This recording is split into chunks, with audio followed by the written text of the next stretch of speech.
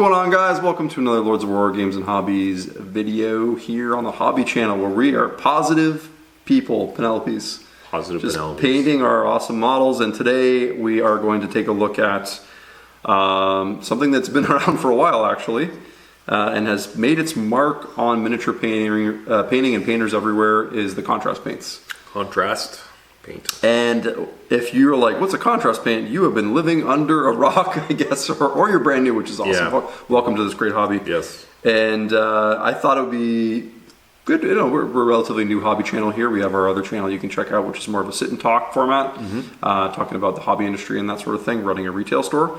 But I thought we got to have on our hobby channel a video about using contrast paints. Yep. Even as simple as it is, I think what I'd like to do is just talk about the many ways that I've used them over the years and how they've kind of become part of my regular repertoire of painting. Yep.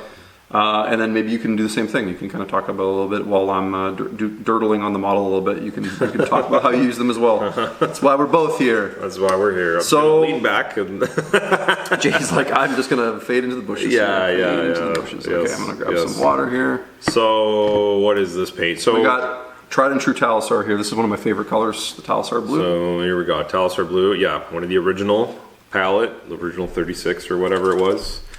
And what do we got? You got your standard Mechanicus guy with I've got or something. Yeah, my favorite combination is the Mechanicus Gray primer with a Wraithbone dusting on top and a wobbly head. Wobbly head. And if you watched our videos before, you know we love to paint Mr. Space Marine. That's such a great subject week for all these things. Yeah, it just gets more and more coats of paint on them. So some things to consider with the contrast paint in general is they come in different flavors. This is one of the like high saturated color ones, but it is not one of the really opaque ones. So they have ones like Blood Angel Red and Dark Angel Green and Space Wolf Gray that is like really solid. It feels like you're painting with a solid, like a regular paint almost, albeit with more flow. This one you can see has some translucent to it. It will show the background. It's kind of like a candy blue, which I like. Looks awesome on all kinds of models. It's vibrant. You can see that one of the signature things about contrast paint is it just flows onto the model perfectly. The signature contrast effect, the thing they're talking about, is the two-tone that you're getting there, right? So you have like your lighter stain, and then hopefully as this dries, you have a slightly darker kind of like shadowing happening in the cracks and stuff like that. But we've got the extra batted effect of having the two-tone primer underneath. That's going to give us even more value here in the shadows, which is nice. So you get a really rich looking pad with very little effort, which is really cool. So with all these types of paints, a white prime is absolutely critical. This will not really look or work on just a black prime model. And people quickly figured out if they prime something a dark color and then dusted a lighter color, you can make a really crude but effective little two-toning, or what has now evolved into, God, I hate that it's called this, slap chop. But good on the people who come up with a quirky name and to show off that technique. So it's basically exactly this, except you can dry brush in the lighter color. And I suppose that means you get a little more control of where the lighting is. So it's kind of, another way to describe it is using contrast paint is a bit like watercolor painting. If you ever did that as a child with like a white piece of paper, you need the white background for the color to show. You're tinting something. And a tint can't come up over black. So no. Now you'll notice I just a quick point about like consistency. I do take a generous amount. I think that's important, and then I'm spreading it across the miniature as I go. And you'll notice with contrast paint specifically, it is quite thick, and you do have to kind of manipulate it because it will kind of get a little patchy if you're not careful. Yes. Yeah, and then what are you using? What's in your hand here? Is your? This is my go-to. I think maybe your go-to as well for synthetic brushes. You want a synthetic brush with contrast paints. They're very stainy. So we like the Da Vinci synthetics. The Green Stuff World makes some good synthetics as well. Yep, and also the like nylon brush. This is all designed to like go together because Citadel released their synthetic brushes. They do have some as well. Yeah. So the goal here is you want this paint to slide off your brush as easy as possible. So, so this type of bristle just like the paint wicks and slides right off. It doesn't just like soak it in and stain it. And then the primer, things like Gracier, Wraithbone, you'll notice and White Scar primer have a little bit of shine to them. They just have a small amount. They have a little bit more than your like regular. There's a lot of primers and things that are like absolutely matte. Yeah. Matte is fine, but the shiny primer makes it slide off even more. And this is all designed so you don't just get like tea staining and tearing, and they want it to just like go on as evenly as possible. And as you can see, as the models as is drying, you're getting a basically like a base coat with like a two-tone and the pin wash all in one shot. It's quite special. This is like basically change of miniature painting. Now the real question though is, what else can I do with this? This is the great question. So you figured out how to basically do this, which is like, okay, cool, I'm happy with this, but where do I go next, right? So how do more advanced painters start to use things like contrast paints? Okay, well, I'm going to use something. So for the Citadel paints, you can get something called contrast medium, and that's essentially you should. It's fantastic, and it's basically the medium that holds the pigment together in the contrast paints. And for the Vallejo, they have something called the Express Color medium, which is essentially the same thing. It's just a little bit runnier. Yeah, I mean, Express Color is their variant. Army Painter makes their own speed paint with medium. If you have Citadel Wamian medium, it's very similar, albeit maybe a little less concentrated. And the main reason you absolutely need this is not regular paint in the slightest. Yeah. So you diluting it with water breaks up the consistency. You get patches where it's like the pigment isn't evenly broken up, and it doesn't really work well. You get more tearing and weird stuff happening. If you use the medium though, it'll thin it nice and evenly. So you can see right away the same coating of the paint, but mixed with medium, is just that much less opaque. It's just even more translucent. You can get a more dainty, lighter effect. So same color, same conditions, but now we're getting a little bit more of a baby blue looking thing. These also, pro tip, great way to make washes. Yep. If you want to make your own washes. Or as we call them, also glazes. Glazes, You're glazing in this tint of a color. So you can add pop. You see this in more advanced miniature painting, where they want to pop a little bit more color saturation in a certain spot, and they will use that.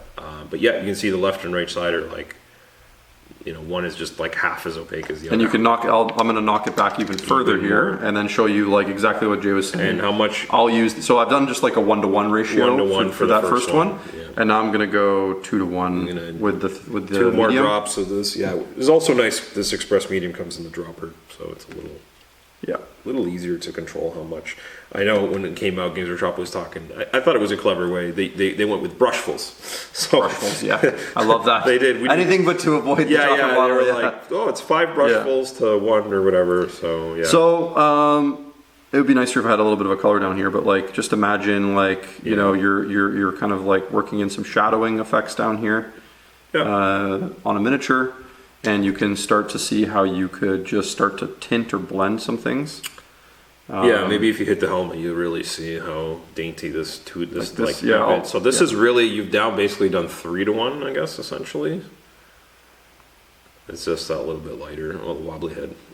Wobbly head. It's covered by the logo now, So now the pigment is really stretched out. It is really stretched, by the medium. But once again, still holding together because you have that really good medium holding it together. Yeah, there you go. Right? Yeah.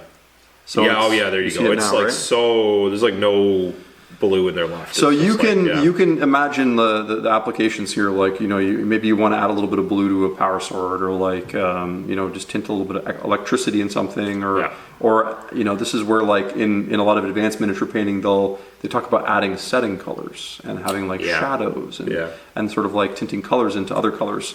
This is where contrast paints, in my opinion, really thrive. As very usable as you become better and better miniature painter. Is like down here on the leg, I show like just a little bit.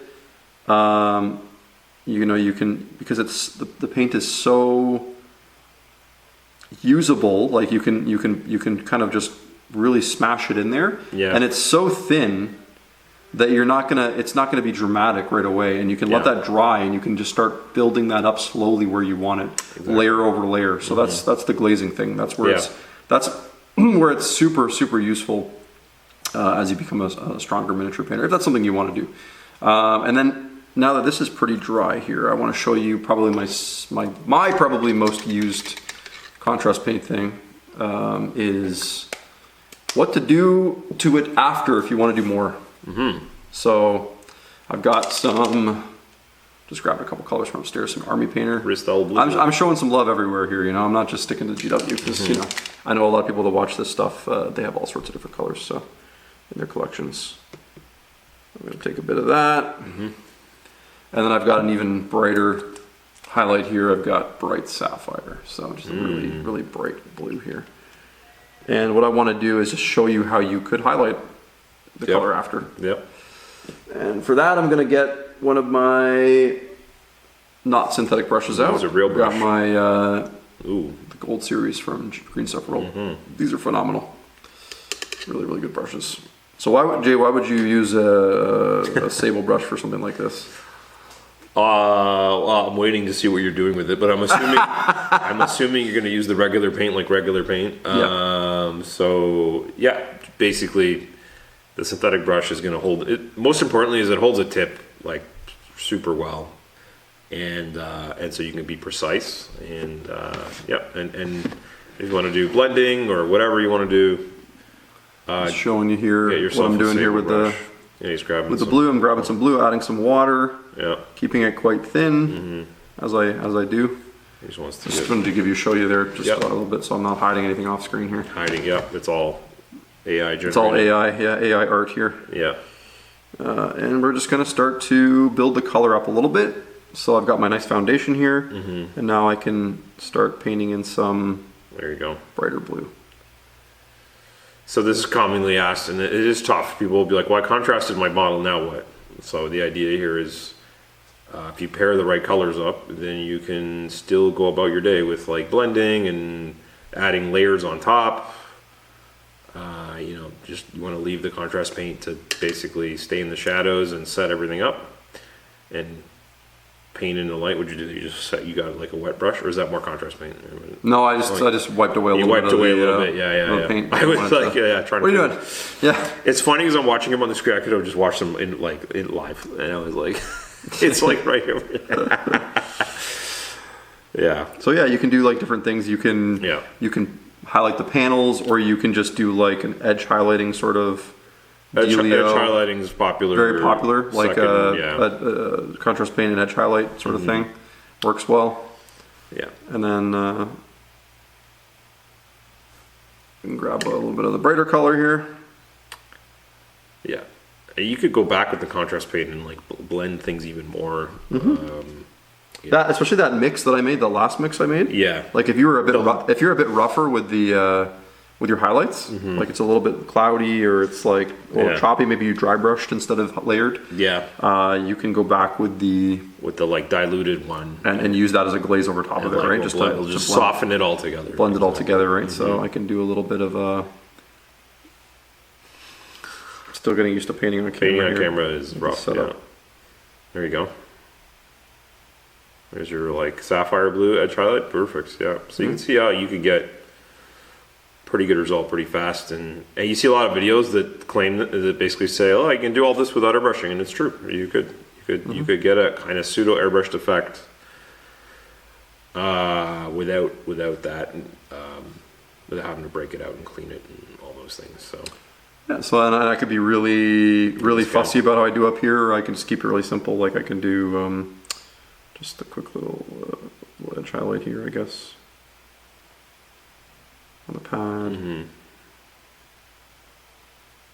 Even if you just do this edge highlighting, it'll take your like raw contrast painted model and really jazz it up big time. I think it's that's the stuff. It's the final touches that really make something look awesome. You can see on the other side where he did the first like dilution, it really is almost even more like what you could do is do that, almost do like that as the middle color, and then go with the raw color and shade a bit and then you're already like, it might even be even faster. Like, I don't know, depends on what the effect you want. Well, yeah, like you can just go right to the. It's like the a brighter little, blue it's here, just a little pop, yeah. right? Yeah, You just start exactly hitting that up if you wanted to. Yeah. I mean, it's all kind of the same. It just depends if you're more comfortable highlighting or more comfortable shading, I suppose. But Yeah. both require going in and painting in specific. Yeah, if I wanted to be a hobby hero, I would kind of just pop this top here or whatever. I probably might do a mix normally, but Yeah. I'm just gonna be lazy right now.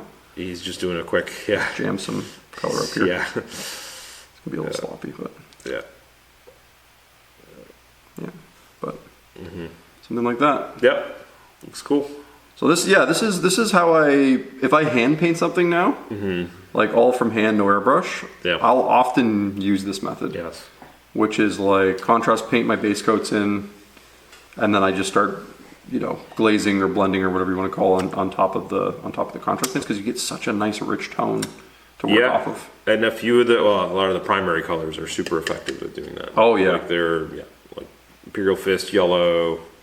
Which are traditionally harder colors to paint, right? Like painting yellows, reds, blues can be quite tricky. The Citadel, Imperial Fist yellow, and the end in yellow are super nice. Incredible for doing exactly this. Yeah. And then you got the reds and the blues. And look at how subtle that head is. Yeah. Those 3-to-1 mix. Yeah. I think overall, like at least me personally, I still I find the actual contrast, the Citadel contrast paints, still are my favorite overall. But Army Painter, I've used some of those recently, and I've liked their colors. Speed paints? The speed paints. And we're gonna do a breakdown. The reason we decided to wait and not do the breakdown right now is because AK has announced that we've just pre-ordered the rack from AK. Yep. They have their own quick paints coming out. Quick Gen or whatever they're called. And so we're gonna wait. We're gonna do a preview on the Quick Gen. Yep. A review on the Quick Gen, and then we're gonna do a follow-up video featuring all 4. Yep. Major brands, and we're going to do a comparison for you guys. Maybe it'll be multiple videos, I don't know, just based on how intense it is. But just to give you a little bit insight right now as things stand, like you were saying, I think the biggest, the speed paints and the contrast paints are the most different. Yeah. So the speed paints to me feel very much like a wash consistency. They have that really runniness to them. A little runnier, yeah. Which makes them simultaneously more beginner friendly, but also sometimes a little harder to use because they don't stick as much. Yeah. Whereas the contrast paints and the express colors have a little bit of that thicker viscosity, I guess, to them that means you have to move them a lot more, which means if you're really new to painting, that brush control is going to matter a little bit. Yeah.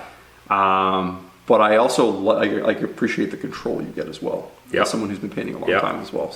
Yeah. So I mean, I kind of like that they're different. Sure. And it wouldn't be as cool if they were all exactly the same. You're like, which brand do you like?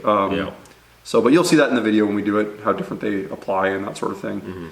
The other thing to consider too is I find the contrast paint range, especially with the new wave of colors, they're less consistent in terms of what they do on the miniature than I would say someone like Vallejo's. Like Vallejo, to me, the color saturation across the range is a lot more consistent. Yeah.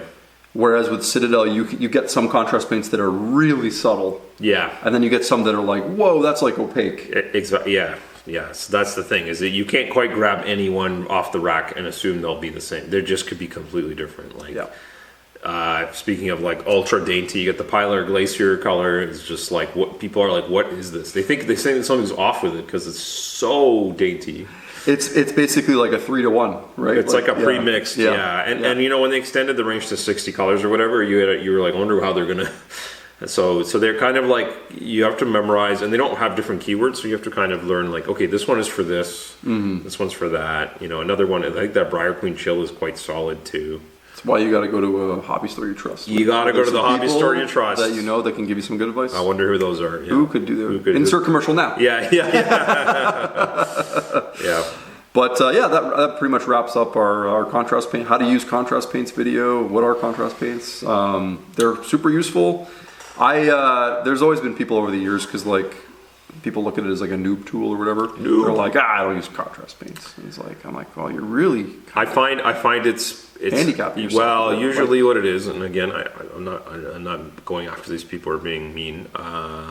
You have people that have been painting. Usually they're older guys like us, or even older, that have been painting the kind of standard base coat, wash, highlight way, and where they do layers of paints. They're that thing you did where you like showed the highlight and how you can build on it. There's some struggle there because they're like, you put it on and then they're like, what do I do now? There's like a weird moment because and you're like, well, you just start edge highlighting or dry brushing. You can continue on, but I know there's a block in the head that I've encountered in person in conversations where they're like, I've heard the phrase, I just don't get them, or it doesn't work for me. And I'm like, I get it. It's like completely different. And probably also because you can't really use it on a black prime subject. So if you black prime everything and then base coat and then wash and highlight it, then there's a workflow here that you have to flip. Yes. So like any new, and remember it's not a new product, but for a lot of people, like you said, Jay, it is new in the grand scheme of their hobby. Like for us, what is it? Is it 5 years old? Oh yeah, that's only maybe more. 1/6 of my hobby journey. If contrast paints existed. So, in a lot of ways, like you do sometimes, if you want to advance your painting and kind of like learn, you got to kind of sometimes be a bit open-minded about these things. Yeah, but. Yeah. We're in a, we're in a unique position because we own a hobby store, so we kind of have to be. Yeah. Awesome. Well, hope you guys liked that. If you liked it a lot, you can give us a subscribe. We would really appreciate it, as we're a new growing channel. And you can check us out on Patreon, where you can get a bit more of a personal touch there, like where you can ask us questions and we interact with our patrons on there. We've got some stuff planned in the future for that channel to grow. And it just supports us and makes us want to make more great videos like this and upgrade our tech and stuff like that. So check that out. Check out our Sit and Talk channel, Lords of War Games and Hobbies, our main channel, where we're a lot more nastier on that channel. No, it's more spicy, topical sort of conversation. So check that out. Until next time, thanks for watching. Thanks. Bye. Bye.